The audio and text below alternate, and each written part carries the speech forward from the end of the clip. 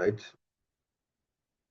So every class is going to be recorded, and you can, what do you call it? You can, I'm going to share the link where you can access all the classes. So if you want to revisit a topic, right, or it's not clear to you, you can do so, right?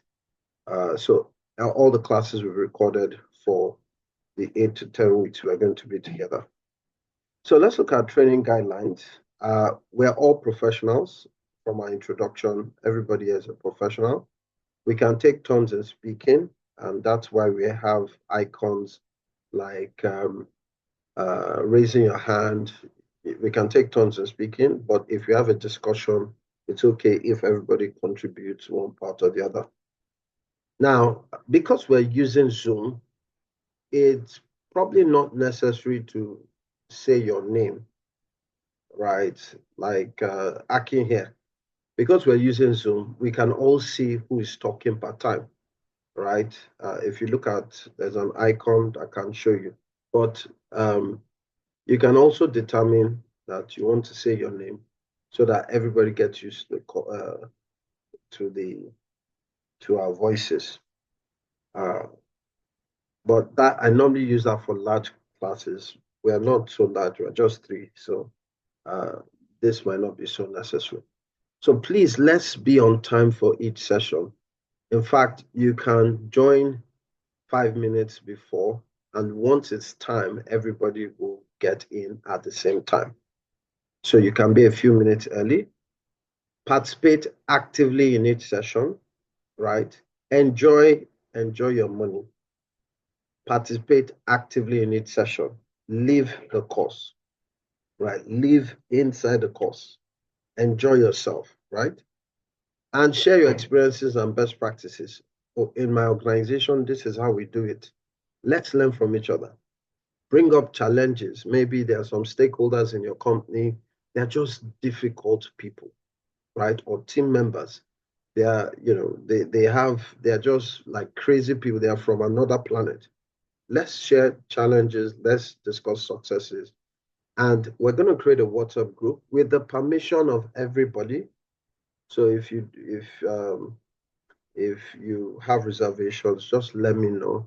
I wouldn't add you. But the purpose of the WhatsApp group is just for communication for the class, right? And networking purposes. Who knows? I might be visiting Canada soon, or the US, and or we might network. So that's another reason for the WhatsApp group. So let me know if you have any reservations, just send me a message, and it's fine. But it will just make it easier to communicate with everybody and ensure that we can easily pass messages onwards. Okay, so that's guidelines, and if anybody has a question, you can ask, but it's basically straightforward. Okay, so these are training guidelines. Okay, recording. So I put a slide here so that we can dream. We can dream, and we can come up with a vision for why we're taking this course, right? And I don't know how many people have read this book, 7 Habits of Highly Effective People by Stephen R. Covey. Who has read that book? 7 Habits of Highly Effective People by Stephen R. Covey. Read it a long time ago, can't remember. Oh, yes. But how did you feel reading the book? Okay, then when I read it, like 6 years ago, yes, I got to understand that some habits were necessary, and that just having some certain things would actually pivot you into certain places, and you just become a well-rounded person. Awesome. Peter, have you read the book, 7 Habits of Highly Effective People? Yeah, but I really cannot remember things about it. But I think I still will not be able to tell what's inside, but I can have an idea what it was totally talking about, but I can't remember. But I Okay. knew it was more about Yeah, go ahead, Peter. behaviors. Most times we start from little things, then we develop them into habits. Yeah, so those habits actually drive the outcome of our goals eventually. So whether they are good habits or bad habits, so they actually determine how far we will go, whether in project or task. So if we have the right habits, it Yes. helps us achieve things better. So, and again, there are some habits that we may need to do away with. There are some we need to Yes. tweak on. There are Yes. some we need to, there are some behavior we need to like cultivate to make them Mm. habits. Mm. That's some what I could remember about it. Awesome. Awesome, Peter. I myself, I think I read it like probably 12 years ago, but I can't forget how it made me feel, which means that it actually empowered the way my outlook, it changed my outlook on things. And I still remember some of them, like, you know, the one I remember the most out of the 7 habits is begin with the end in mind, right? Begin with the end in mind. I think that's habit number 3. I still checked it a few months ago, but habit number 3, there's one that talks about first things first. Yes, first things first.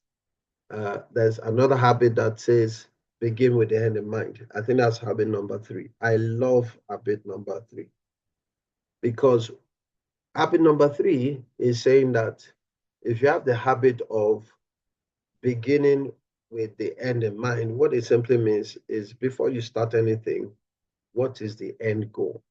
What do you want to achieve? What are your goals, right? For that thing. And it's a habit that makes people effective. Now you're about to start a PMP training. What is your end game? What can you imagine happening to you in the next 3 months, in the next 4 months, right? What is your end game? Why are you here? What do you expect can happen as a result of you signing up?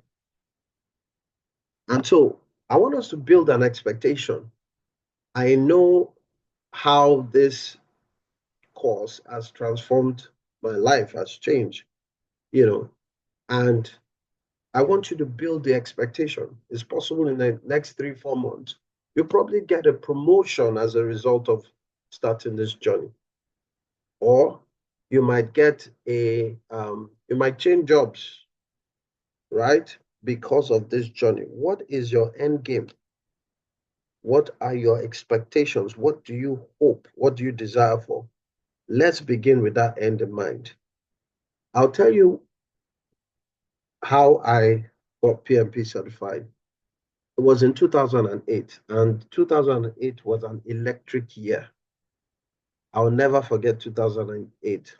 The reason, not because of my PMP, but because that's the year Barack Obama became the president of the United States, something that's never happened in the world.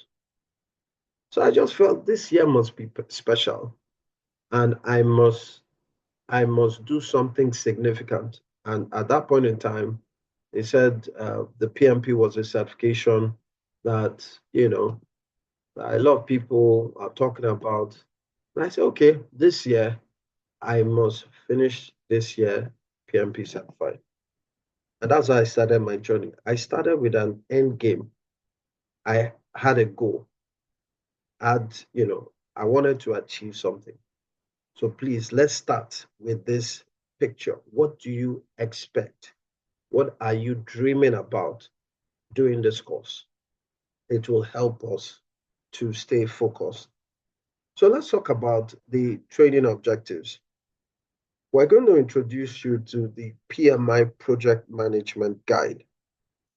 Now, PMI stands for the Project Management Institute, and they have a guide, right? And that guide is in form of a book, and called the PM book, right? That's the Project Management Body of Knowledge.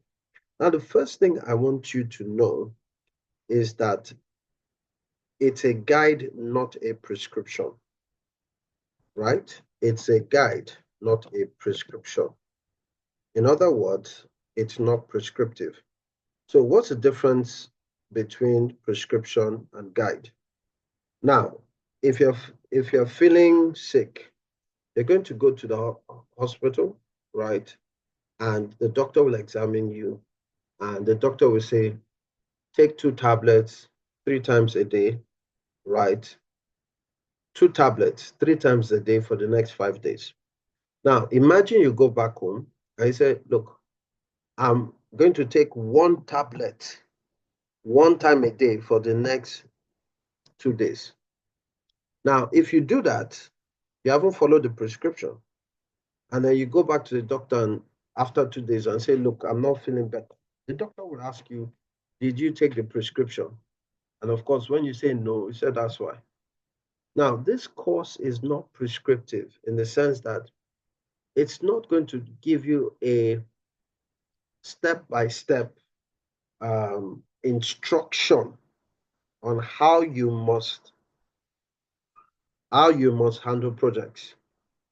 It's going to give you knowledge about tools, techniques, right? It's going to give you knowledge and give you the information you need to make decisions on a project.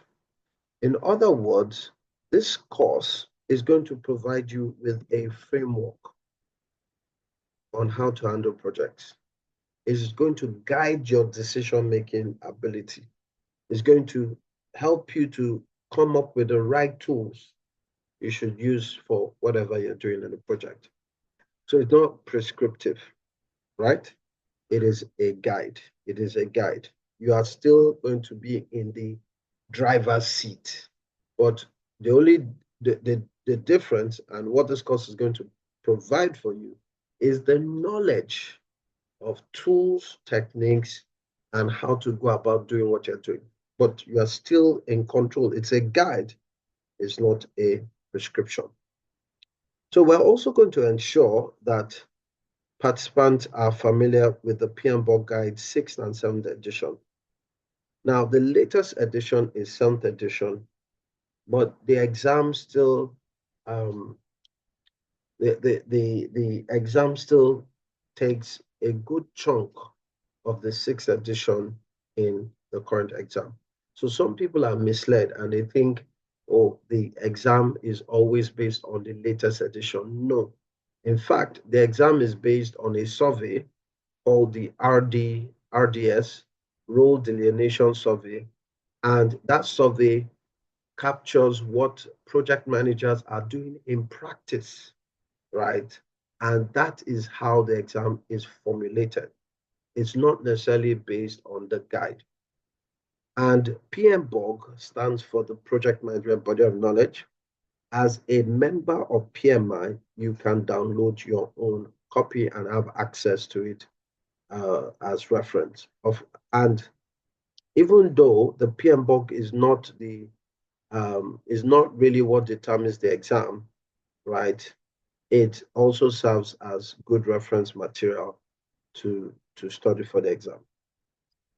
Okay, the third objective that we have is to ensure that you are familiar with Agile concepts, methodologies, practices, and frameworks. Agile concepts, methodologies, practices, and framework. So, what is Agile? What is Agile? What is Agile? So what comes to your mind when you think of Agile? What comes to your mind when you think of Agile? When we say someone is Agile, what does that mean? What comes to your mind when we say Agile? Yes? Anybody? When we say Active. Agile. Active, yes. Not sluggish, right? Peter, what do you think? When we say someone is Agile. It means the person is smart. Smart. Smart. Yes, yes. Smart. They do things quickly. They are smart. They are agile, right? Rhoda, what do you think about agile? When we say someone is agile, we've said smart, we've said quick, right? We've said quick, we've said smart. What else can we use to describe agile, agility? Agile also means flexible, flexibility. So agile is both speed and flexibility combined together. Now, before 2021, most of what we do, right, before 2021, the PMP exam was based on what we call the waterfall approach to project management, right? And the waterfall is a way of handling project that came out of the construction industry, right? So waterfall is a very straightforward project management approach that came out from the construction industry. Agile, on the other hand, right, is a project management approach that came out from the software industry, right? So now, and let me explain what agile project management is all about. So, we've used some words to describe agile: quick, fast, smart, flexible. And these are the things the software industry need. Why? Remember what we said, that technology is growing faster than people and organizations can adapt. What does that mean? It means that the software industry is very dynamic, is growing very fast. So what they discovered is that when they use the waterfall, which is also known as a traditional project management approach, on software projects, it takes a lot of time and causes delay, and of course, in the software industry, if you're thinking of building an app and you don't build it fast enough, another organization can quickly build something, and that's the end of the business. I don't know if you guys remember when Facebook started, there was another social media company called MySpace. I don't know if you ever registered MySpace. Did anybody register on MySpace? Right? Maybe we don't know that. It was a social media. I know it, yes. It was a social media platform, but all of a sudden just disappeared. So what happened was, using the project management approach or the waterfall approach on software projects was slowing down the projects. And so they had to develop a faster, more flexible, more smarter way of handling projects. And that's where agile project management comes in. And this is the good news. The good news is that now we have two approaches to handle projects. Waterfall, which originated from the construction industry, which is more structured and easily governed. And then we have agile, which is more flexible and more quick, which you normally find applicable in the software industry because of the amount of changes and speed required. So the good news about this course is that we're going to learn both the waterfall approach and the agile approach, and also even see how they are combined together. So that's the good news, which means by the time you finish this course, you will understand both approaches to the point where you can even recommend, why don't you use an agile approach for this project? And you really understand what you're doing. So we're also going to do that. On the last day of this class, on our class, we're going to discuss how to register and, of course, how we have a support system for you to pass the exam. This training is part of the PMI education requirements to sit for the PMP exam. And what this means is that there's some required hours right? If you notice, the time is 8 to 10 weeks. We'll be doing 5 hours per weekend, which means that by 8 weeks, we've done 40 hours. If we move on to 10 weeks, it means we'd have done 5 hours. We'd have done 50 hours, which means this training actually complies with the educational requirement. Now, this also means that if you do not attend a training, right, and get a certificate of participation, you can't apply for the PMP exam directly in PMI. So this training and the certificate we're going to give you is going to cover one of the requirements for the PMP exam. And passing the exam on the first try is one of the joys that we have when our clients can pass the exam. And so we're going to, of course, ensure that we support you as much as possible until you pass the exam. So these are training objectives. Okay, so one more thing, and I have to talk about the wall.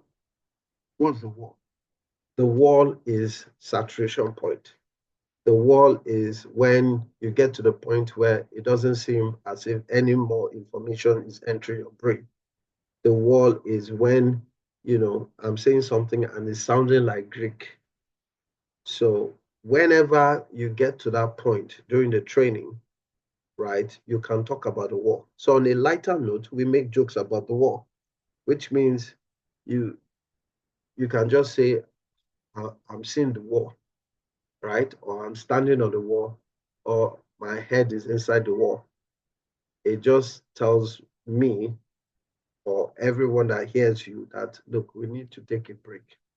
So because of that, we've actually factored breaks into this training. It's a 3-hour training, but we don't want it to look like 3 hours.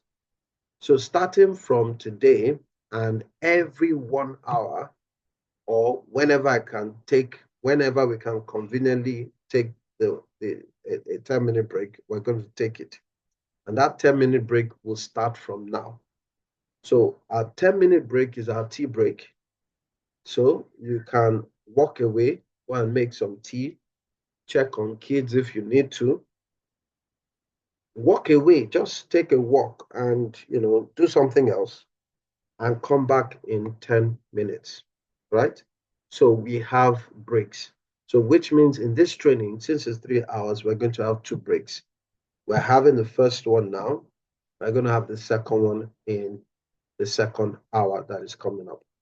So let's enjoy our tea break. Now, of course, if you need to make coffee, it's fine. If you don't take coffee, it's also fine. Make tea. And let's enjoy a tea course. All right. So let's look at our course outline. Basically, we're going to be talking about the 5 process groups, the 10 knowledge areas. We're also going to look at 2 other areas, framework, agile, and hybrid. Then we're going to conclude with the professional and social responsibility, right? That's what we're going to look at. And I'm going to promise you something. Just from this class, you'll have a very good idea of how project managers actually handle projects professionally. I'm going to show you the framework, how, project managers, or I'll show you the project management roadmap.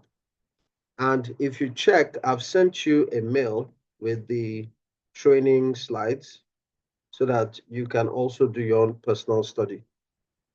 So let's look at the 5 process groups. Now, this is the introduction, right? Yes, this is the introduction. Please confirm you see coverage areas. Please, do you see coverage areas? Please, do you see coverage areas? Okay, thank you. So we're still in the introductory phase. So I'm not going to go in depth in any area because we have 8 to 10 weeks to go into details, but I'm just going to give you some high-level information on each area. So first of all, let's talk about the 5 process groups. So the 5 process groups, right, are the 5 stages of project management development, which means in a process group, you have initiating process group, and that's the process group where you initiate the project. We have the planning process group where you plan the project. We have the executing process group where you execute the project. We have the monitoring and controlling process group where you monitor and control the project. And then we have the closing process group. So we call this the 5 process group.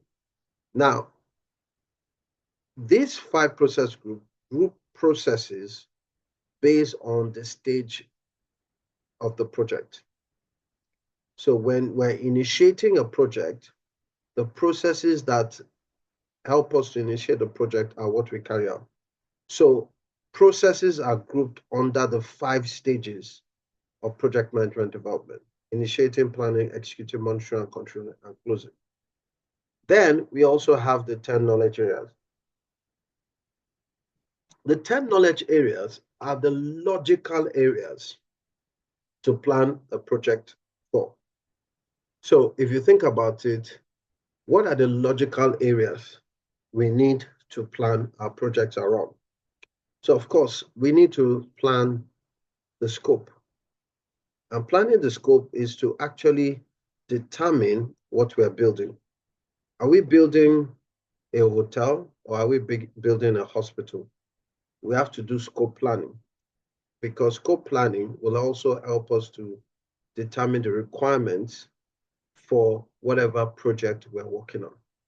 Of course, the requirements of a hospital is different from the requirements for a 5-star hotel.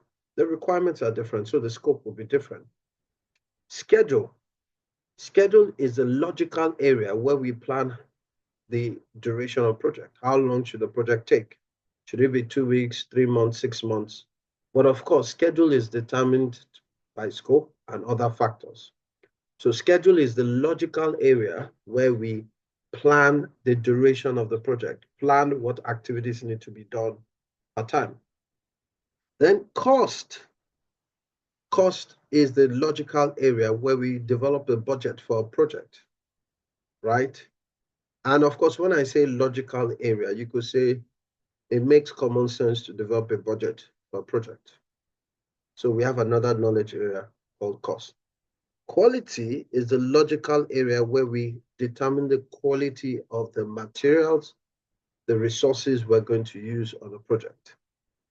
I know that some of us here are in construction, and of course, quality is a big deal when it comes to construction. The quality of materials you use, the specification, the thickness of the type of concrete you mix.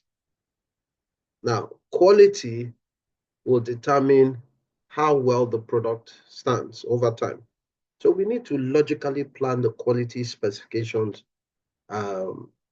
for the project we're working on. So it's a logical area, it's a knowledge area. Another knowledge area is resources. You're going to use resources for your project. And resources, when we talk about resources, the PMBOK looks at 3 primary resources: people, material, and equipment. And then you can also have facilities like warehouses and co, right? These are your resources. We have to logically plan the resources in the project. And so we have to plan for resources. We also have to plan communication. Communication planning is where we plan who gets what information, when they get it, or what format they get it. And it helps us to ensure that we get feedback and responses, and we can communicate as a project progresses. Excuse me, please. Now, all right, Peter, you have a question. Please go ahead. Yes, I'm just wondering, because normally I handle projects too, why would they separate cost from resources? Oh, that's good. That's good. So in a PMBOK, so that we can adequately talk about resources, right? And when we talk about resources, we're talking about people, equipment, right? And so we don't mix them up. We have a cost knowledge area that talks only about money and financial resources. So cost is financial resources, right? Cost is about financial resources, so that we can distinguish between financial resources and human resources, materials, and equipment, right? Because they are inherently different, even though we can say cost is a resource. It is, but for us to segment and properly address each area, they split it. So we don't consider cost as a resource, even though some organizations consider it as a resource, and it is a resource, but for us to distinguish it, they are separated. Yeah? Okay. Yes, yes, yes. So approximately 90% of a project manager's job is communication. Communication is the lifeline of your project. If you miss it with communication, you can get in trouble with stakeholders. Have you noticed that anytime there's a military coup, of course, this is the story of Africa. Anytime there's a military coup, the first thing the coup plotters do is they try to get media houses, right? Because the announcements they make right after they commit the coup will determine the success of the coup. If they make announcements that they've taken over and nobody challenges them, they've in. So communication is important in the military. Communication is important in your project. And I'll give you an example, right? So communication is very, very important in your project. A friend of mine who happens to be an architect was working on a construction project somewhere in Lekki Axis, Northern Foreshore to be precise. That's off Chevron Drive. That's Chevron headquarters in Lagos. And the way they were building the house was in phases, right? And what happened was the client lives in Abuja. And so so the way the work was ongoing was anytime the client has jobs in Lagos, it will come down, go to his site, meet with the architect, discuss what they want, and pay him some money, and then go back. And this happened throughout the project, right? Until one time, the client comes back, goes to his site, looks at the site, looks at the project manager, looks at the architect, and looks back at the site and says, "Who asked you to do this?" My friend looks at him, looks at the site, looks back at him, and says, "But that's what you said the last time you came." And it ended up as an argument, and unfortunately, he lost the contract. So the question is, what happened? There was a communication issue. And the second question you should ask, but didn't they communicate? Yes, they communicated, but the type of communication that should have been used was not used, which was written communication. Nothing was documented. It was just verbal communication. Oh, go and do this. Yes, we'll do it. This and that. Now, what could have saved that problem could have been a follow-up email stating things that were discussed and actions, approval of the action plan. That could have saved the problem, which means the project or that project was stopped just because there were issues in communication. And so communication is a very important part of project. Communication helps us in project integration and stakeholder management, right? So if we're not communicating effectively, we're not giving stakeholders the right information when they need it, it can be a stakeholder issue. I don't know if we've had experiences where a client was upset because they were not, or they felt they weren't carried along, or the information wasn't clear. I don't know if you have any such experiences that you can share with us, right? Or the client didn't get the mail and they didn't know what to do. Have you had any experience? Yes, Cynthia. Couple of experiences. Aha, aha. Presently, we are even going on with one of our clients, and it has to do with the PM. Okay. Apparently, what the client thought the PM communicated with the flooring was not what happened. But what we got was that it was the client that picked the flooring materials and everything she wanted, the kind of flooring, the size, the thickness and all. So when they finished it, they now had like a gap in the baseboards. So it was a problem. In fact, it's a big problem. So it was communication that resulted in this. And this communication is resulting in us having to, because the client is saying he wants the whole flooring redone. Mm. And it's not And paying for it.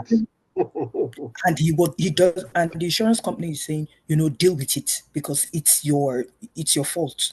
So imagine having to do the whole flooring again, saying that some certain things were broken. So really, communication is very important. It should be Yes, documented as to what this is it. If you are taking this particular, because that's what we had to tell her, if someone is saying they're taking this particular material or flooring material, you have to document it and also yes, state, if you take this is how it would be. There might be yes, gaps, so yes, communication is very important. yes, yes. A requirements document would have taken care of that, where Yes. the sponsor signs off and says, yes, I agree Yes. to it. So thank you for that example. Communication is the lifeline of your project. If anything will go wrong, it will go wrong with communication. And if you're going to fix it, you're also going to fix it with communication. So approximately 90% of a project manager's job is communication. Why? Communication helps us to be on the same page. And if you miss it with communication, you're going to have issues with stakeholder. There is no how. Now, this is also showing us that knowledge areas are interrelated, right? Knowledge areas, and I'm sure from our conversations you see that they're interrelated, because one of the things you can see is that from Peter's comment is that cost is related to resource. Cost is also related to quality. Cost is also related um, uh, um, to schedule, and cost is also. So there's a lot of interrelationship amongst knowledge areas. You can see from our discussion that communication is directly related to stakeholder management. So this is why we need to understand the logical areas of a project. Which means if we pay attention to one knowledge area, we don't pay attention to the other, one knowledge area can affect another. That's it. So we need to know the 10 knowledge areas. We also have risk. So this is the logical area of a project where you plan for things that could go wrong and things that can go right. From Cynthia's comment, there is, even without asking, there's a form of risk management. Why? Because she mentioned insurance company. You only go to insurance companies when you're anticipating risk. So being able to identify risk and come up with risk responses is the work of the risk knowledge area. Risk has become one of my favorite knowledge areas because I take it as a separate course. If you're interested in doing the risk management professional exam from PMI, it's one of the things we also do. I love risk. And the reason is that there's nothing like a risk-free project. Every project you work on has risk. It's just a matter of the risk unfolding sometimes. And the only way you can manage risk is to deal with it proactively. So we'll talk about risk when we get to risk knowledge here. Procurement. Now, procurement talks about third parties doing some form of work in your project. Third parties, they could be suppliers or different or other companies that are working on a particular aspect of your project. Maybe that's their expertise. And so we collaborate with third parties. But why is it procurement? Why are we leaving it in procurement? Because procurement is where we start talking about things like creating an agreement, evaluating the vendors, choosing the best vendors, managing the procurement process. Everything is procurement. So in procurement, there's an aspect of the legal part of procurement, contracts. So we're going to talk about different types of contracts, different types of procurement strategy, and the different procurement processes in procurement. Stakeholder management. Stakeholder management is also a very big part of project management because this is where we identify and manage stakeholders. Stakeholders are probably one of the important knowledge areas. All knowledge areas are important, but stakeholders is very special. I often tell people it doesn't matter how much you have to manage a project. If you do not manage stakeholders, stakeholders can frustrate the project. Stakeholders can even shut the project down. I have a friend who used to work in Shell, and he told me of a particular Shell project that the Market Women Association went, demonstrated, and they shut down the project. That's the power of stakeholder management. Managing stakeholders can help you gain the necessary support that you need to complete your project very well. Now, so these are 10 knowledge areas. And if you think about them, they actually make sense. They make logical sense. And if I'm going to manage a project, I need to manage these logical areas. That is the 10 knowledge areas, right? Even stakeholders. How do we manage stakeholders? How do we identify stakeholders? How do we know their expectations? How do we manage their expectations? How do we communicate with them? Those are things you are going to be looking at in stakeholder management. Lastly, if you notice, which knowledge area haven't I spoken about? Which knowledge area have I been silent on? I want to see who's paying attention. Which knowledge area am I silent on? Yeah, Peter. I think you silent, and you touched little, but you silent mainly on integration and schedule. But you spoke a little about it, but Integration. talk more about integration. Awesome. So yes, let me talk about integration. Now, the reason why I'm usually silent on integration when I start talking about knowledge areas is because integration has a unique role. The job of integration is to bring other knowledge areas together to make a whole. Now, let me explain integration using something from construction. Now, before you start any construction project, you must have several documents or plans. And you can call them building drawings, or you can call them working plans. They have many names. Now, the first of this plan is the architectural drawing, right? And architectural drawing or architectural plan. Now, this plan shows the beautiful part of a building. This is where we start from because we want to know, want to see the beauty of the building. So the architect will draw his own plan first, then followed by the structural plan. Now, the structural plan has to align with the architectural plan, which means that the structural plan has to ensure that the architectural plan can stand.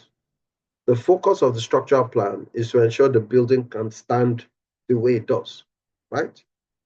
The focus of the architectural plan is to make the building beautiful, right? So the structural integrity is dependent on the structural plan. Now, the architectural and structural plan have to be integrated together, have to be aligned. Because if they are not aligned, it's possible that the building can collapse once you build it. Now, another thing that needs to be integrated with this plan, so you can see the way I'm using integrated, they have to align and work together, is the mechanical drawings or mechanical, let me call it drawings.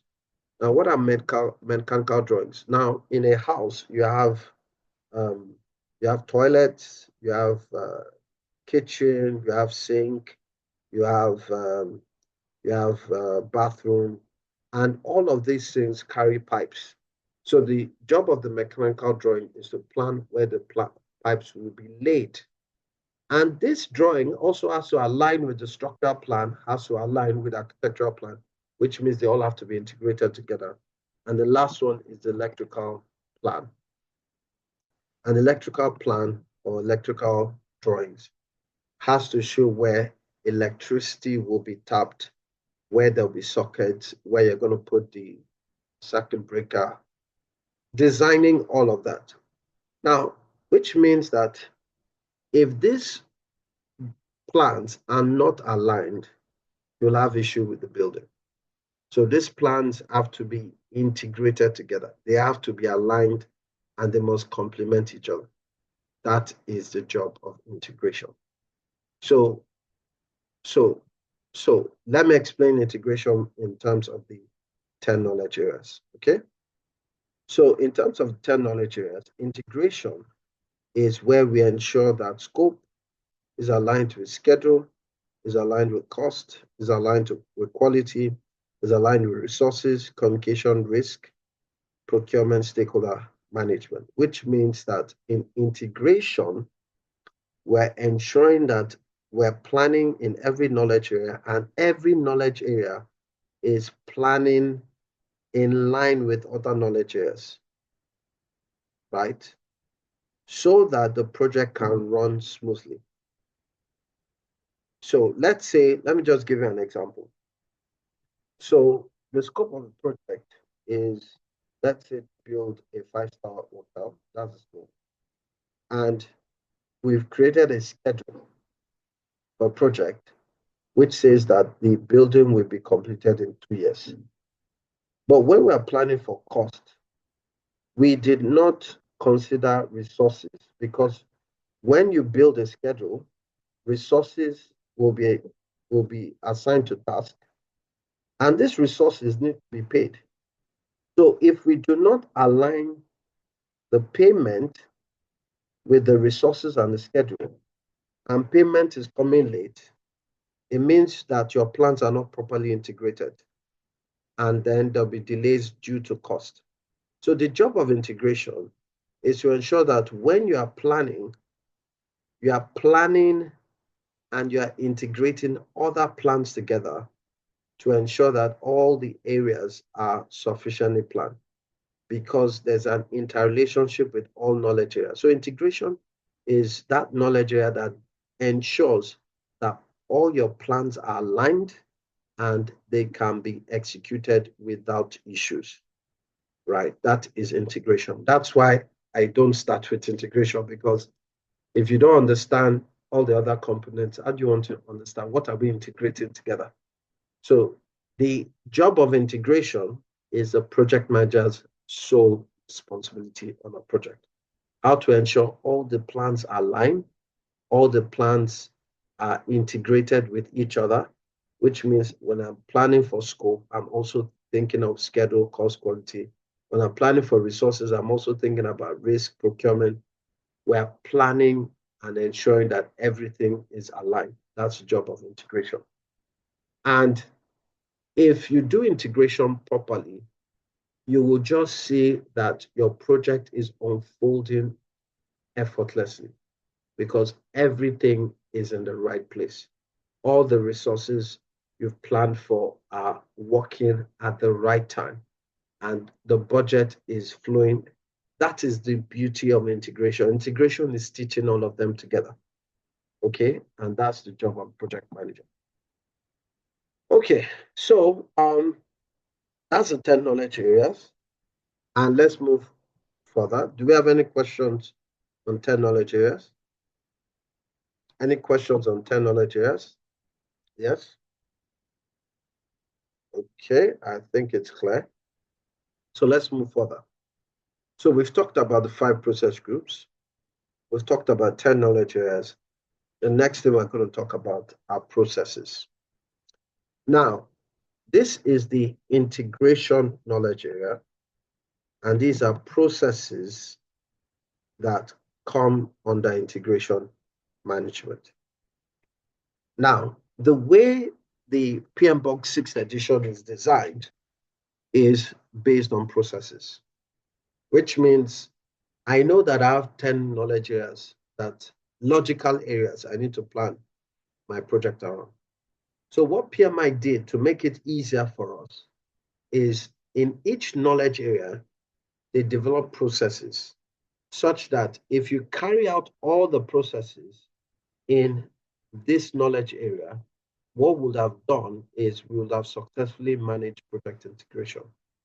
So the processes are they are the steps, or should I say they are the steps we carry out. Let me call them steps, or the processes we carry out to ensure that we can properly integrate a project.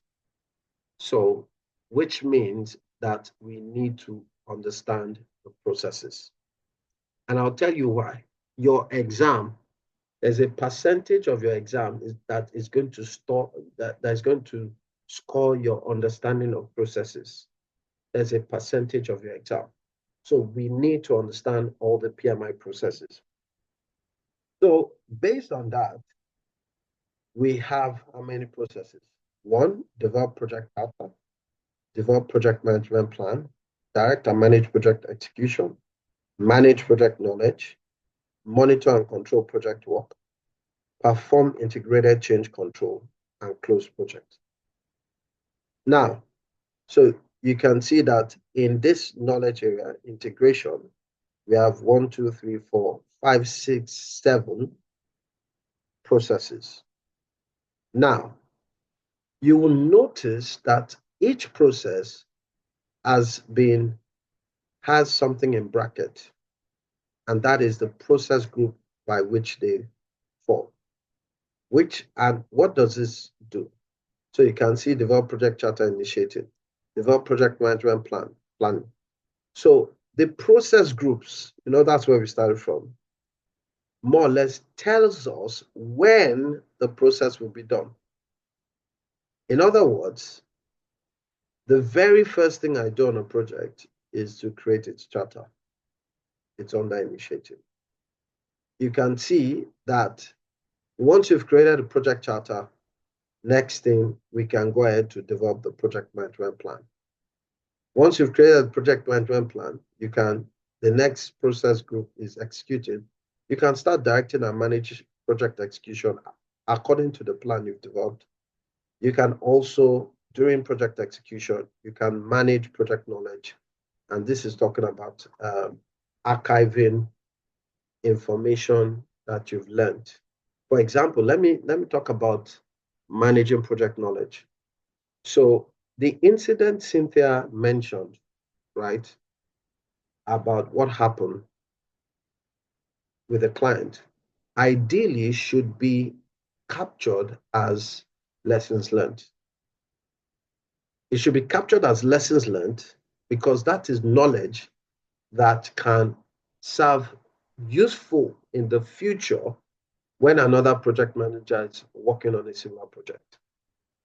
Now, yes, nobody likes the fact that the organization has to spend more money, but that knowledge can prevent a similar thing happening if another project manager is working on a similar project. So there's some knowledge we capture in a project called managed project knowledge. That's where we capture knowledge and information that will be useful for future projects. Then monitor and control project work is where we look at the overall performance of the project and determine how to adjust it to improve the performance. Perform integrated change control is where we manage all the changes in the project holistically and then finally close the project. Now, please don't worry about what all these processes are. This is just the first day. We have 8 weeks, at least 8 weeks.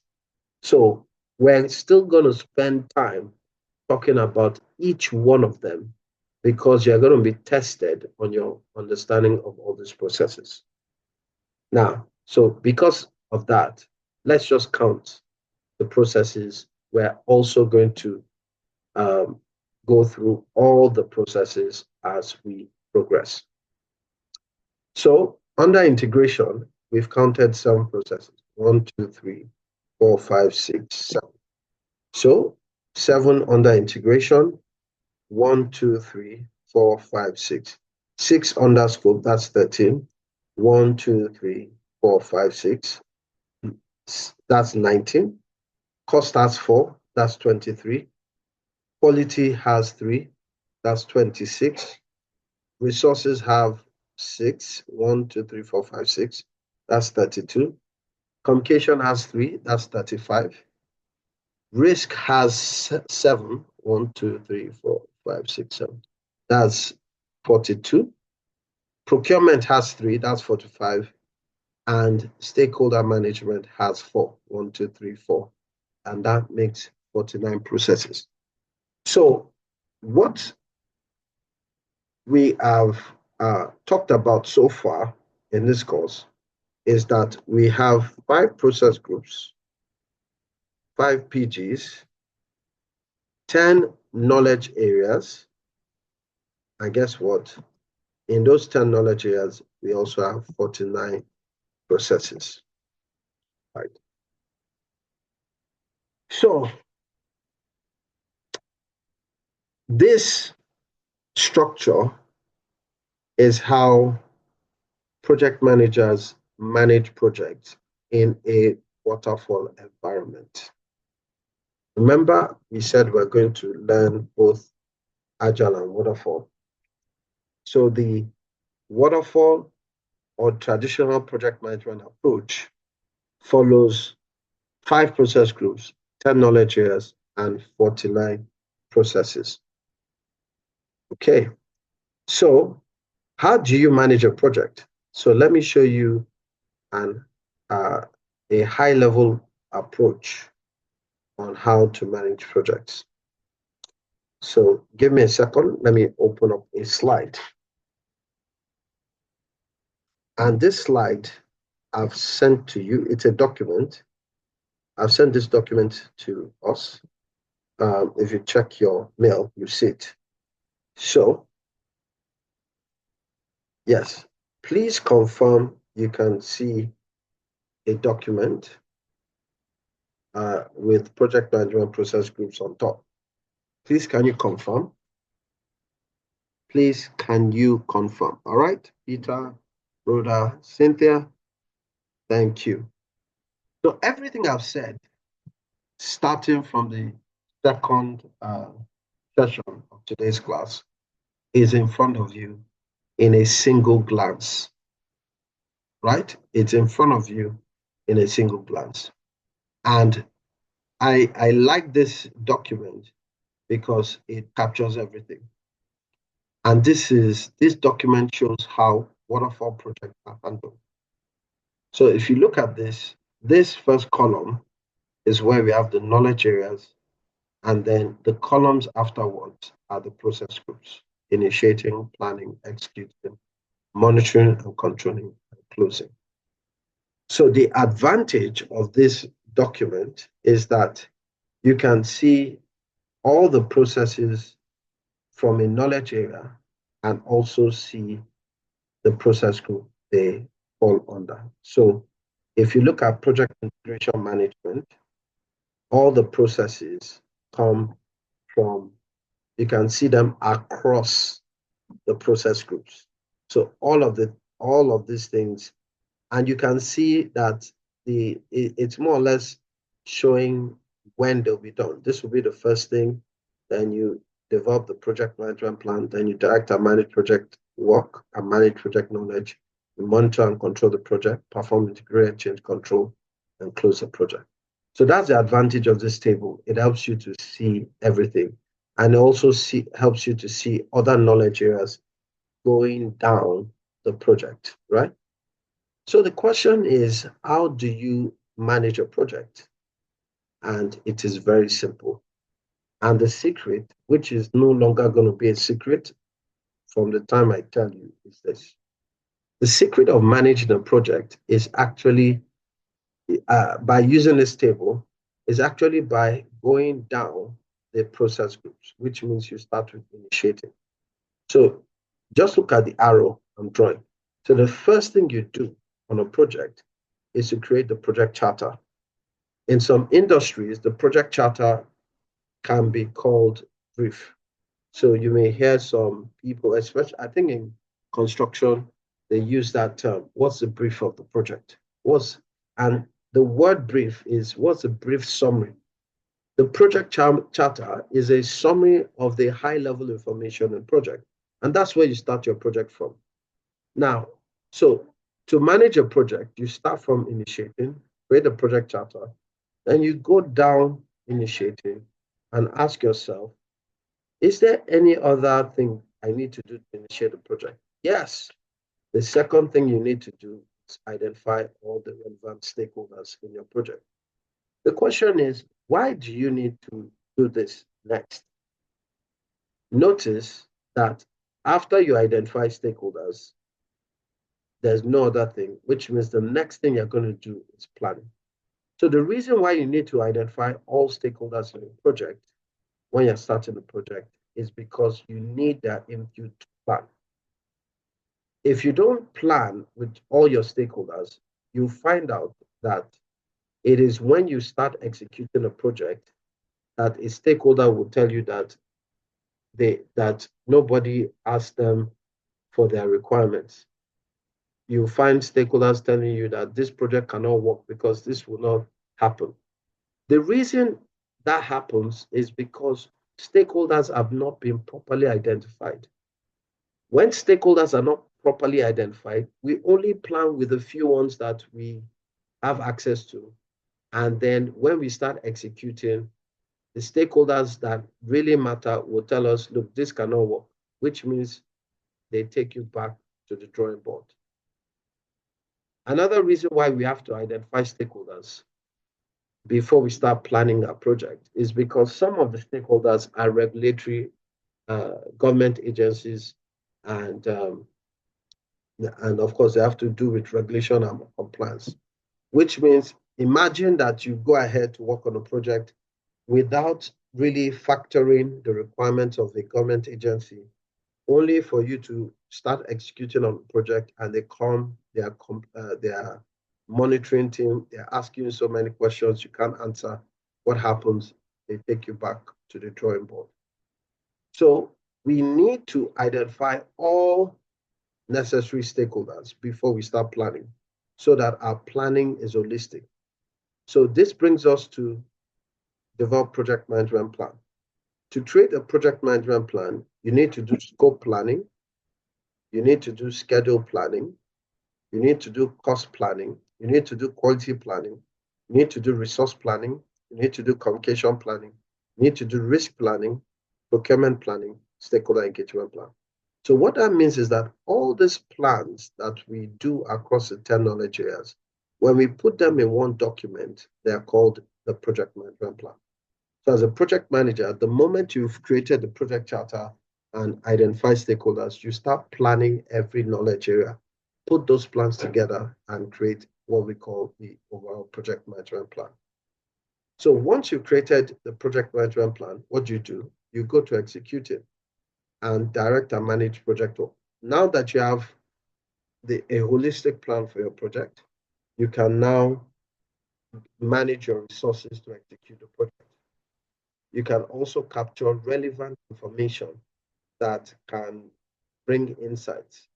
You know, just like what happened in the project Cynthia was, that is a knowledge, manage project, capture lessons learned, things that you can use to improve later on.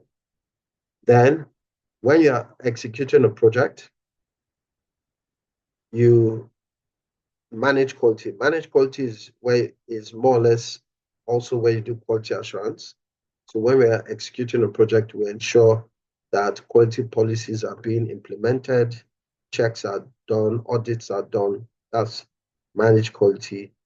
Acquiring the resources you need, developing your team, managing communication, managing risk, implementing risk responses when you're executing a project, conduct procurement, hire vendors, and manage stakeholder engagement. All of these are done during executing. While you're executing a project, then monitoring and controlling. The job of monitoring and controlling is to manage variation or changes to plan.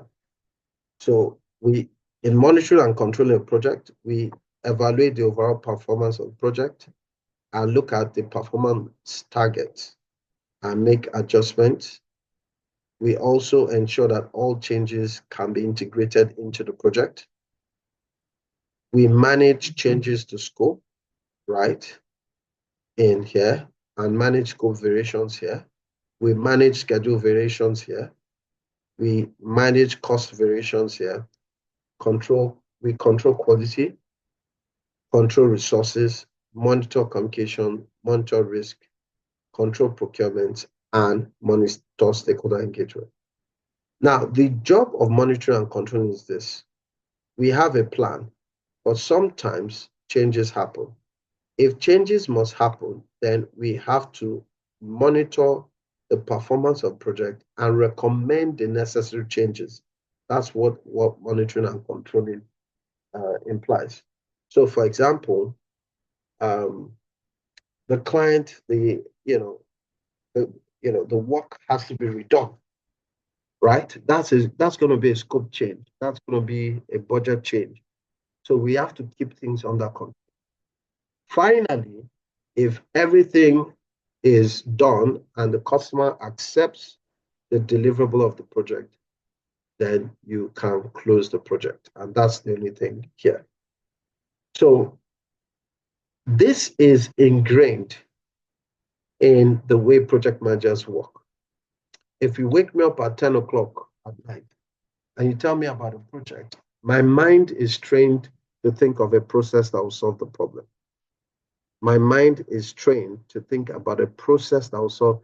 So this is basically how project managers manage projects professionally. They walk through processes to ensure that things that they need to achieve are done. So when they close a project, for example, they follow the closing process and they, archive lessons learned, for example, archive project document, and hand over the product or service to the customer. So there's a process for doing everything in the project. And notice that we have 49 processes. Can you see at the corner of this sheet, all the processes add up to 49. You can also see how many processes from each process group. There are 2 processes under initiating. There are 24 processes under planning. Look at this, 24. There are 10 processes under executing. There are 12 processes under monitoring and controlling. There's 1 process under closing. And this is instructive because most of the work we do in a project is planning. And that's why planning has 24. So this This is the roadmap. This is how you should think about projects from the start to the finish at different stages of the project. You can use this to determine what to do in a project. So that's why the name of the file is Project Management Roadmap. And this is how project managers manage projects professionally. They use a roadmap like this.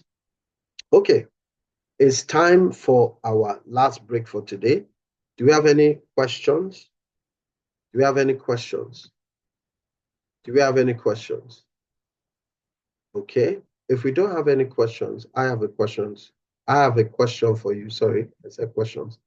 So, Cynthia, in your organization, is there a clear roadmap of how you should go about managing your construction projects? Is there a clear roadmap? Is there, or do you just do things, oh, we need to do this? I know you're a project coordinator. Does your project manager run you through a process flow of how you're going to manage the project from beginning to end? Is there anything like that in your organization? I would say no. No. Okay. You're muted, Cynthia. Okay. All right. Let's ask Peter, and maybe Cynthia will come back on. Sorry, Okay. I didn't know I was still talking. Okay. Sorry. Okay. Yeah. Sure. Okay. Sure. For us, I would say yes and no. Why I would say yes is okay, fine. Once you've because we are like the middleman between the insurance company and the insured or the sponsor. That's what, let me just use the sponsor. So once we just get the project, we know, okay, fine, this is what it is. You've spoken to the customer and all of that. But with all of this, the as in the in-depth you're putting, I would just say it comes, different project managers have the way they just do their own. Some can start with okay, fine, you've gotten in touch with the customer. They can just start with, straight away with scheduling. But the basic thing is, once we have gotten in touch with the customer, okay, fine, this is what we want to do. And, we've given a breakdown to the insurance company as, okay, fine, this is the cost of loss. We put up the drawing plan up to show what really happened and what needs to be done. And that's where the scope comes in. Then if they give the go ahead, even before they give the go ahead, some project managers, can start saying, okay, fine, this is how it would be, this is how we will schedule. So I can't really say there is a well thought out plan. Yeah, step-by-step process on how you should. No. Okay. I would tell you, no, there's no step by step, because some of them just do it as it is. Okay. Yes. Okay, I understand. And a number of companies just handle their projects based on how best they feel it should be done, right? Exactly. Yes. Exactly. Yes. So, depending on the maturity level of your organization, they should actually have standardized processes on how to manage a project from beginning to end, right? That should be in the PMO. If you have a project management office, that should be there, the process flow of Yes. project. Yeah. And they call it like the workflow on what needs to be done. And, Yes. once you have this should be it. This should be it. This is what you should do. This is what you should do. But, every project manager has its own. Okay. But the organization has their own standard. Is that Yes. They have a standard workflow of what needs to be done once a project comes in. Once the project, you are getting the scope. Once the sponsor approves, you are sending out the POs for the materials needed. You are bringing in the vendors, the sub trades, if need be. Then, if you need to get, like you mentioned something about stakeholders, Yes. some of them could be regulatory. Yes, there are a couple of projects that, yes, we might need to get the city involved. You would definitely need to get the mechanical, so yes, you have a standard workflow, and you have some project managers that actually follow, do it as it should. Yes. So that's exactly what PMI did with this diagram, it's Okay. more or less like a workflow of how projects should generally be managed. And Okay. if we follow the workflow using the process groups as swim lanes, you find out that you would have managed and planned your project effectively, and you can use it to execute any type of project. So what this means is that with the knowledge you gain from this course, you can actually look at your organization's workflow and say, oh, some things are missing. Oh, okay, this way they are doing it is that's what you bring to the table after this course. Yeah. All right. All right. Yeah. Thank you. Thank you. Yeah, Peter, let's hear from you. Peter, let's hear from you. Then we take our 10-minute break. Okay, like my organization, I work in a regulated organization. So to a very large extent, we have a standardized, let's say, guide how we do things, because we work with the state. As in my organization, we work with the state and the vendors. So whatever we do have to follow the state principle. Okay. So although they do not tell you how you handle your project, but we have a process how it goes. So like we even have PMO office, which is the project management office. From my own, because I'm the project manager, I handle projects. So we also have an office that's, if we have issues of project management that we also relate to. So those ones, they are separate office, have over 10 or 20 projects, professional project managers. That is what they do. Fantastic. Yeah, so, yeah, go ahead. Sorry. So, but like what I know, because there is always room for changes, like it's always evolving. We just always encourage us. So to always come with feedback, to have anything you think they need to like tweak or change. But what normally stands out is they don't tell you how you run your projects, because it's just a guide. Yes. But if you follow the process, maybe if you're working with the vendor, the first thing that's, like, let me give you a scenario. Normally what we work with, I work in the energy sector. Like we supply, we in charge of electricity and gas in the state of New Jersey.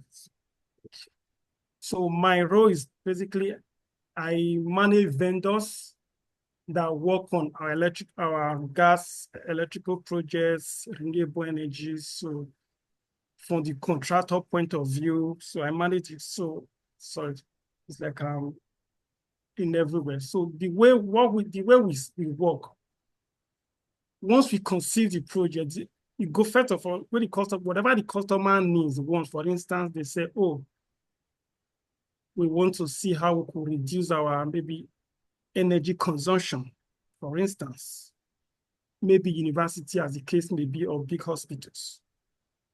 They contact our organization. So it goes through a rigorous process. It goes through business development. Those ones send it to procurement, to where they enter into full contract till it gets to my point production. So once it gets to my point, at that point, they should have done all the risk analysis, send the scoping, which is looking at the customer's credits, records, and all that, if they have the funding, because most of the times we fund it 100%. We fund, but they also need a cash, because we don't give them instantly whatever they've done. So we pay after they've executed it. So we pay them, we pay them in arrears. So they should also be able to tell us, oh, we have, for instance, maybe a project of maybe $2 million. They'll say, oh, they should be able to show they have at least minimum of 30% of that money lockouts that they can use starting the project before our funds comes in. So we have a process that works like that. Awesome. And all these things that you said, they can be captured in different processes in this same framework. You've talked about risk. We have risk management processes. Talked about procurement. We have procurement processes. even budgeting, there's a cost process. So what PMI did is look at the standard workflows in every project and design processes that we can use on any type of project. So that's why I really appreciate your contribution, because that's exactly what we're saying, that we should have standard processes for managing projects. And that's what we have here. Okay. So I'll say something about what I've noticed about your organization after a break. Yes, okay, Rhoda, let me just ask you, Rhoda, is there any standard workflow that your organization uses to manage projects? Like, is there a standard workflow? So for example, when you want to start a project, do you create a project charter, right? Then do you identify stakeholders? This project management framework, is it something that your organization works with, or is there a standard? Are there standard processes for how you manage projects in your organization? Yeah, Rhoda? Yes, we do. Though we don't call it project charter, we usually call it contract approval form. That's Okay. when, okay, I work with a downstream oil company, so building filling station, gas plants, and um, okay, on depot and all that. So what we do is that when there is a project, after negotiating, well, after maybe if there's a land that the retail team has gotten and they needed to build a gas plant now, or the gas team, they needed to build a gas plant, we go to the land, assess the land, get the survey plan, and send for design. It is the design that we use to send to out to contractors. So I'm like a client representative now. So we send to contractors where they submit, we send on price BOQ to them where they submit their tender, and we review the tender, negotiate. It is after we've gotten the agreement of the retail team, because they always have a budget that they work with. So after we've gotten the agreement of the retail team that, okay, this is what we can afford for this project, we raise a document which we call contract approval form. On that contract approval form, the internal stakeholders that really matters, that's starting from the quantity surveyor that prepared the tender, to the project officer that will be supervising the project, to the head of department, then maybe to the MD, the GMD, like that. That's the way they will sign the contract approval form. It is the contract approval form that will be used to raise an award letter for the contractor. As soon as the award letter authorizes the contractor to start work, so every other thing, meeting, sending of reports are usually being done either online, then we'll schedule visits to the site and all that. When the project has ended, the contractor sends an official mail that the project has ended, which will go back to the site to check like a closeout inspection. After which we'll send a mail to the retail team that the project is ready, the gas plant or the station is ready for streaming, and raise a closeout form for the project. That's the way we do it. And Awesome. according to the contract, at intervals, we usually do valuation where we pay out money to the contractors. Awesome. All right. Thank you so much. So at least we can see from your organizations, there's actually a way of carrying out your projects, their processes. So by the time we are done with this course, we will be able to map out what we do in our organization with what PMI is recommending. You'll probably be able to say this contract evaluation form is under procurement. This is how PMI recommends it, and also see how it marries or integrates with what you. So yes, thank you for your feedback. And we will take our last break. And when we come back, we'll just have like 30 something minutes left, I guess. So let's enjoy another break, and we'll come back afterwards to wrap up. All right. Now, so what we just looked at in that document, where we have the project, where we have the knowledge areas and the 5 process group, that document, which shows all the processes from initiating to closing your project and what you should do from the beginning of a project to the end, right? Everything we've talked about since we started this, we started the second session, is all about waterfall. And from our discussions on how your organization carries out projects, I can say to a large extent, every organization here practices more of waterfall, right? Because waterfall is structured. So organizations that are highly regulated normally go with waterfall because everything has to check out, right? So, but remember, we are also going to talk about Agile.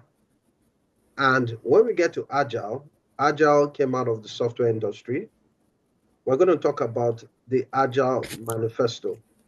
The Agile Manifesto is a public declaration of the values of Agile. And this was done by 17 software developers. So this is why we say normally that Agile came out from the software industry. It was software developers that created the Agile approach.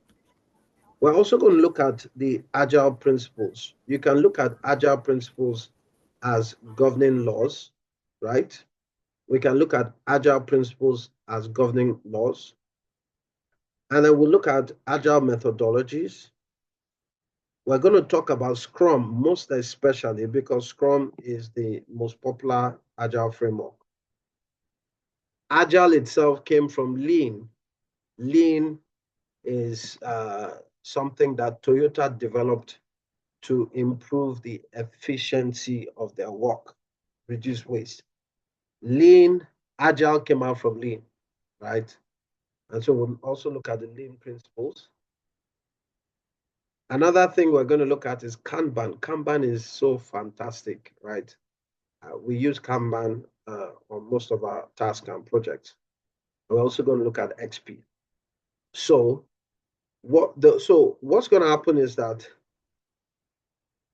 once we start, when we start looking at the processes, we're going to start with waterfall, and we're going to round up with Agile and hybrid. So these are things we're going to look at in Agile. Now, let me explain the value proposition of Agile, because Agile is no longer limited to the software industry. Any opportunity you have to use Agile, you should take advantage of it. And I'll try and explain Agile in this way. Let's look at Dangote's refinery. I mentioned this earlier. The project cost was $18.5 billion. It was actually at 12, was initially estimated at $12 billion, but they eventually spent $18.5 billion. And it's the largest single train refinery in the world. Should save Nigeria $30 billion from exporting crude and provide 100,000 jobs when fully operational. Now, Dangote's refinery can be seen as a great achievement, at least one that entered the Guinness Book of Records.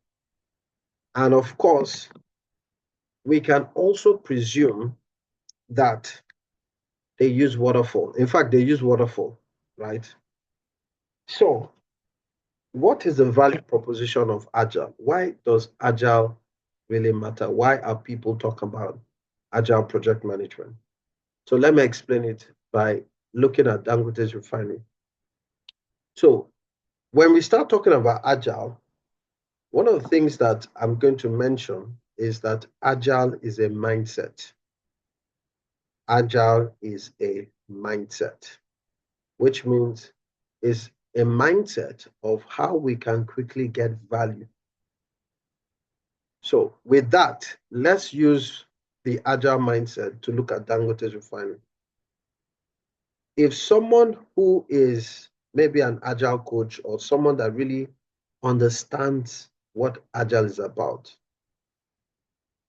that person would tell Dangote that it's probably wasted a lot of money. And you'll be surprised. What do you mean? The biggest refinery in the world. Yeah. Big bang.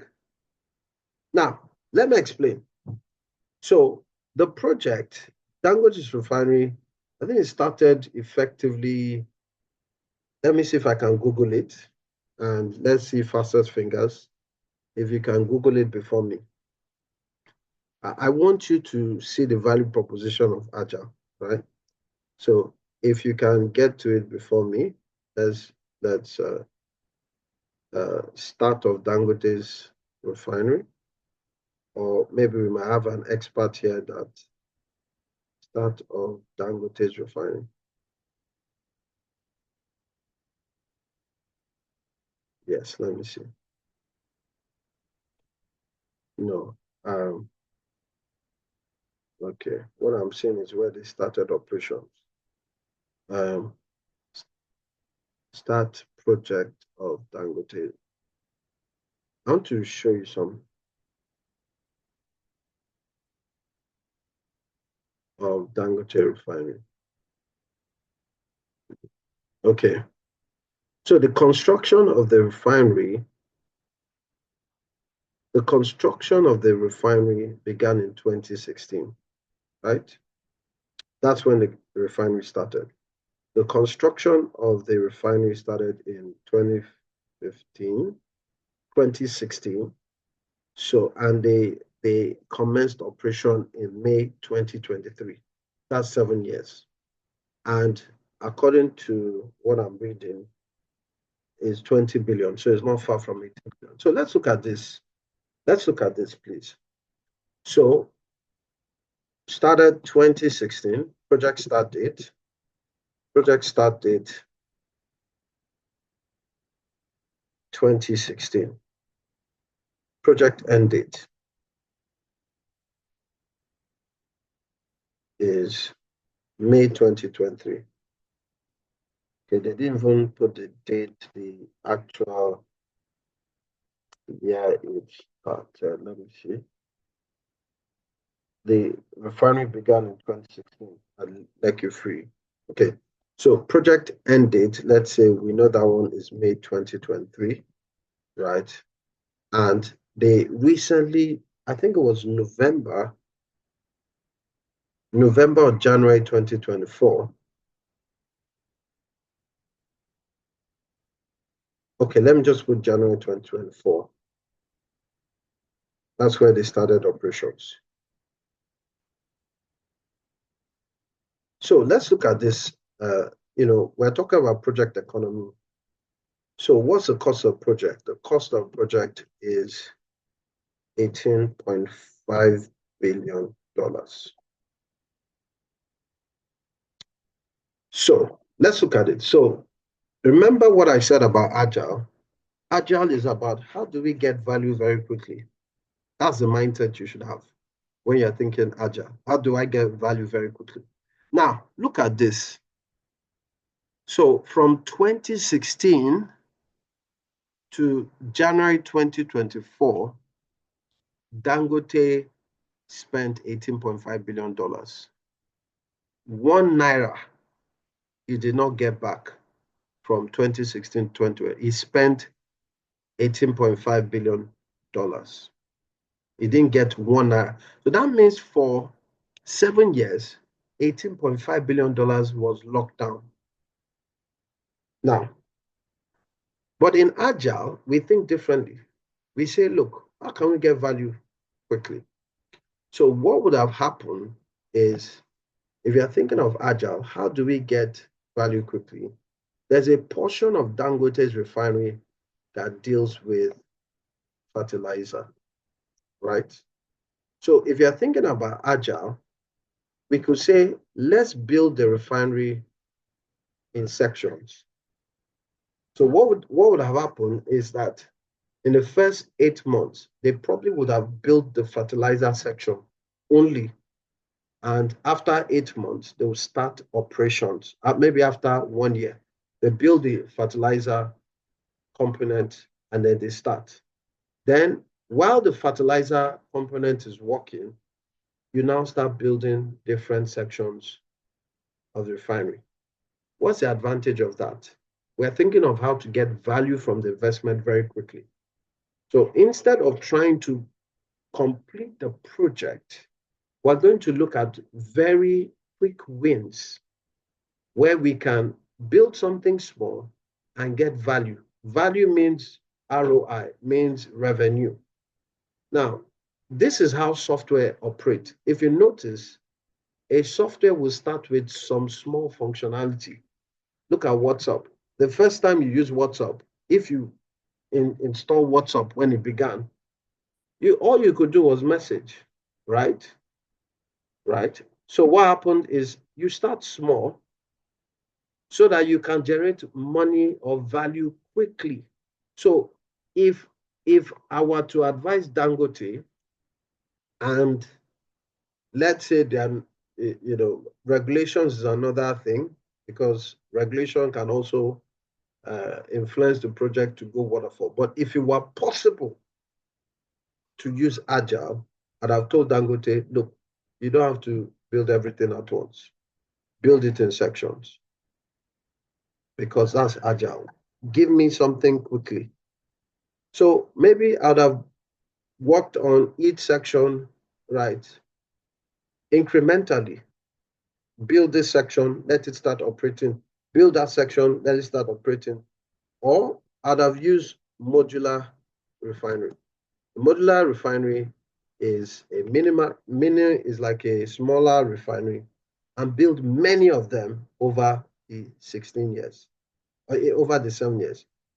So let's say that the current capacity of Dangote's refinery is about 50 modular refineries. A modular refinery is the same thing as a refinery on a smaller scale. So from year one, let's say we could have built 10 in the first year. If we build 10 and they're producing crude oil and we're getting revenue, then that money we're getting can be reinvested back so that we can produce another 10. The money we get from 20 can be reinvested back. I don't know if you get what I'm saying. Is it clear? I don't know if is it clear to us how agile thinking is? All right. Yes. Agile is about quick wins, quick wins. Let me give you another example. And this is why you can't afford just to know waterfall. Because if Dangote had used an agile approach, it would have been smiling to the bank. He has tied down $18.5 billion for 7 years. It's just, I'm not sure Dangote's refinery will break even till maybe another 3, 4, 5 years. So that means, but agile, understanding agile is, look, we don't need to build the big thing. Build small components of the same refinery very quickly so that we can quickly generate revenue. It's about how to get value quickly. Let me also show you how, let's say, please permit me to use Nigeria, right? I live in Nigeria, so it's easy for me. And I'm sure some of us still remember Nigeria, so please. Peter said is thankful he's a Nigerian. So Peter, please allow me to use this example in Nigeria, right? So look at this. I want us to see how agile works, or how people that understand agile think. So let's say we want to build a railway station from Lagos, right? Lagos to Kaduna.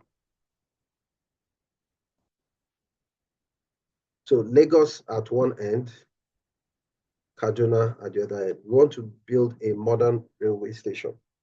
Now, waterfall will say, let us plan everything, design everything, and execute a project. That might take anything between 7 to 10 years, right? And then do a grand launch and call anybody we can call, governors, ministers, and then do an official launch. But that's waterfall thinking.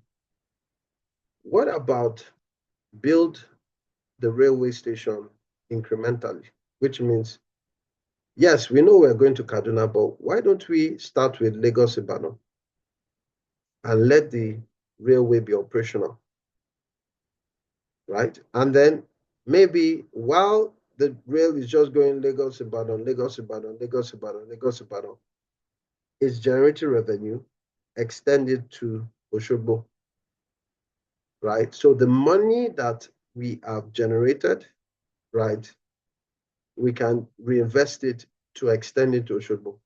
Then guess what? We now open Lagos Ibadan Osogbo, Lagos Ibadan Osogbo.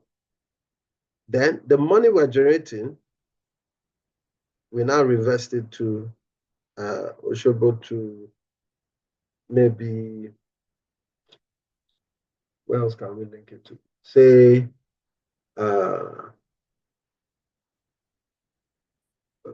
let's say Osogbo, Kwara. So we now have Lagos, okay, Cynthia, you wanted to suggest. Okay, Lagos, Ibadan, Osogbo, Kwara, Lagos, Ibadan. And so the money we're getting, we now reinvest it to Abuja, right? From Abuja to another city like that. So if we were able to do Lagos, Ibadan in 2 years, by the 10 years, we'd have probably generated revenue. So in waterfall, if we use waterfall, we will start generating revenue after 10 years. But if we use Agile, because Agile is about delivering value quickly so that we can use that value to increase the value, Agile would have been much better. So the power of Agile is trying to see how fast we can get quick wins in a project. Now, let me use this last example. Then I'll also ask. So it's for you to look at opportunities where you can fast track your project so that you can really make quick wins out of it. Now, growing up, I grew up in this kind of building style. And what I mean by building style is, most people, when I was growing up, you have your house, you have the main house, and then you have the boys' quarters, right? I still remember that because some of my brothers used to stay in the boys' quarters, they won't stay in their house. So, although that's not popular anymore in Nigeria, but there was a time people used to, once you build a house, you must have boys' quarters because you want people who are working out in the house to live in the boys' quarters. But let's look at Agile. Now, if someone is building a house and boys' quarters, do you know that instead of waiting to finish the entire building, you can build the boys' quarters, and if you have a small family, start living in the boys' quarters first, right? And while you're living in the boys' quarters, you're already getting value from start working on different. So you finish the boys' quarters, then you finish the ground floor. So your family can now move to the ground floor, right? And you can now get tenants for the boys' quarters or get people. But so if you use Agile, it's a different way of thinking. It's a different way of getting value from your project, not waiting until the entire project is complete. So Agile is a mindset. It's about getting value quickly. All right. So So that's actually why people love Agile. It's fast, it's quick. We don't have to complete the whole thing before we start realizing value. If Dangote had done it, wow, it would have been happier, no doubt. If he had broken down his refinery and used the agile approach to be working on some parts, ensure they are completed and ready to work, and he starts working while he continues on, Dangote's story would have changed for better. But like I said, there are some industries, because of the regulation, it's waterfall, right? So what do we think? What do we think about Agile? Does it make sense? Do you think it's doable? Can you try and think of how you can implement it in your organization? How you can get quick wins on your project without having to complete the entire project, right? Yes. Cynthia, what do you think? What do you think about Agile? What do you think? Okay, maybe Cynthia. Definitely. Agile is good. I think I actually like it rather than doing the waterfall where you have to wait until everything is done before you celebrate the project. And I think for us in my organization, there are some projects we take on that I would say we do a little bit of, agile, in the sense that, we don't have to wait, except, it's complete destruction. That's the house is completely destroyed. Okay, So everything has to go in okay, as is. But I would say there are some projects that we do a little bit of. I think most of our projects are minor. We do more of agile. We okay, can do some parts here, and the insured is still in the home. Nothing is. So I would say we do a bit of agile mixed with waterfall. okay, okay, okay. All right. So when you work on those components, are they usable? Do you So what I mean is, let's say that you are working on a building, you Mhm, work on a part of a building. mhm. Can a customer move in without Uh, complaint? Do you understand what I'm saying? Because yes, Agile yes, is without about getting complaint. value. Yes, Mhm, yes, I would mhm. say yes. Okay, there's a particular one we're working on right now. It has to do with a shopping center. It's just the Wow. front. The customers are still going in, but we are still working. We finished the part Yes. and we're starting Uh, another part. that is a So good it's example of Agile. Yeah. Go ahead. so it's not disrupting their services, no. So they're still going on with their business, but we're just working on other parts. Exactly. That's a good example of Agile. Yes. Yes. All right. Thank you. Peter, do you see Agile working in your organization? Do you think it's practical? Yeah, but like they always say, most times private sectors are actually the best managers of finance or anything. I'm Okay. of that view because government, to a very large extent, they are very wasteful anywhere, whether in Yes. Nigeria, US, Yes. production level might be different. Mm. But let me also share the way like my organization works. There are so many areas I think we could have been making so much money, but because like the project I work on, the project we work on, just a set of the let me give you a practical idea how it works. I work in the energy efficiency sector, so the role is actually to ensure they cut down energy usage, greenhouse gas, and all that. In the next 2 years, the next 3 years, we are to spend about $3.4 billion for that project. That's what we're spending. Whatever we spend, the state reimburses us back 100%. But the company, as in the customer, will install whatever we install for them. After a while, once we commission the project, then they start they repay back part of the fund. Like, for instance, maybe if we install maybe an efficient boiler for maybe most time we deal with schools, hospitals, big facility. Let's say we spent $1 million, for instance, for them. That project might take maybe about 3 years to complete. Wow. And this project, we complete them section by section, but we are not generating income back. Until the end of the project. Wow. Until commissioning, not even just until commissioning. Sometimes we finish the project and to get stakeholders and all that verifications to be sure we get what we're supposed to be getting, that will take almost another 6 months. Wow. And this customer at those points, they are enjoying these facilities, nothing is coming in.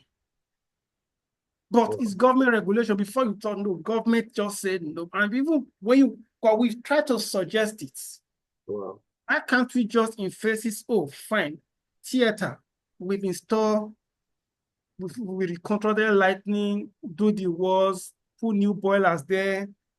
They are saving so much energy. Why can't we meter those areas? No.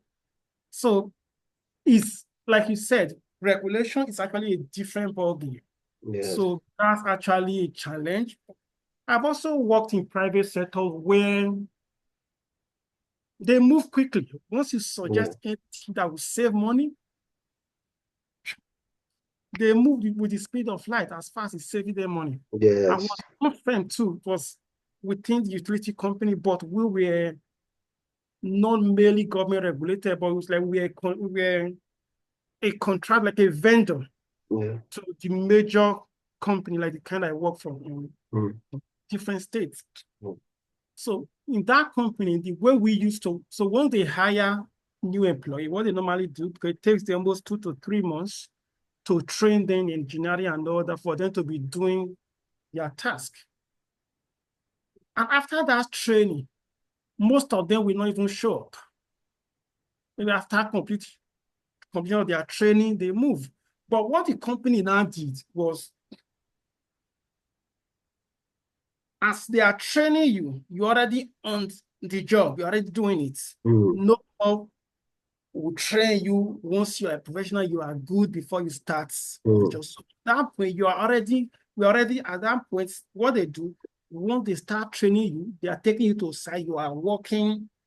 So the company is getting value. Getting value back. Yes. So the little thing they could do, maybe you now become like an assistant. You now be like a handyman to another person. Instead of the company hiring a separate contractor, maybe to work with the professional, you are the ones that there's already on pay. They send you there as your training is ongoing. So you see, agile seems to work. For me, is the way to go, really.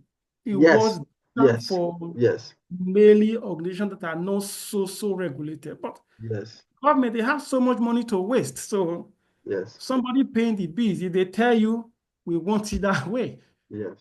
Yours is to suggest, after all, the man paying the bills to the very large extent, is the one giving the shots.